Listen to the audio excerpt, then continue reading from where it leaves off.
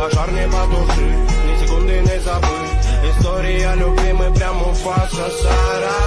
Этой бомбом рамонами тебя не описать. Мы с тобой сорвемся за кордон, обнимем небеса. Глядя на тебя, не верю я своим глазам. Умути тону красоты твоего лица.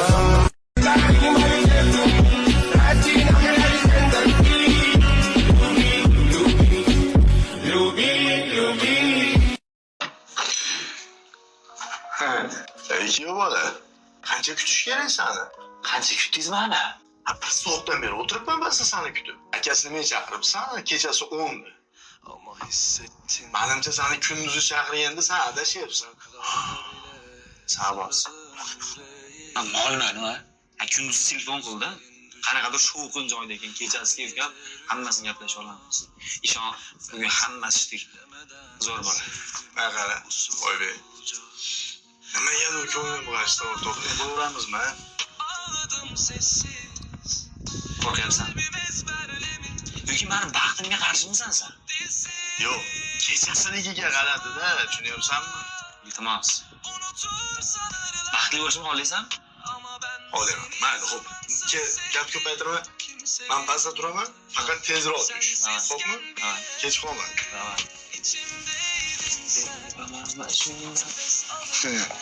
Qale? Chutki. Sabos bugun men shepman. Shu boshdan sen minib, men orqada ketaman. O'tiring shep. Xizmatingizdamisiz? Обязательно. Ben seni beklemeden sevdim hem de derin. Sensizken bile içimde.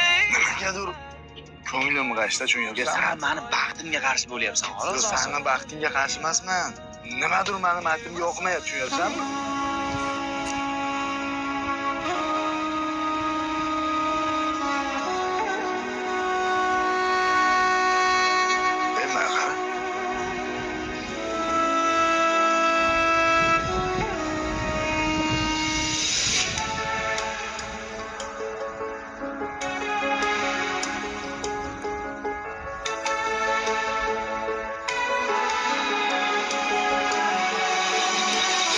Sen gittin gideli içimde hüzün var. Dağılmış haldeyim, kanıyor yaram. Uyku tutmaz gecelerde, her anımda, her zerremde. Sancılardan gebersem de unutmam seni.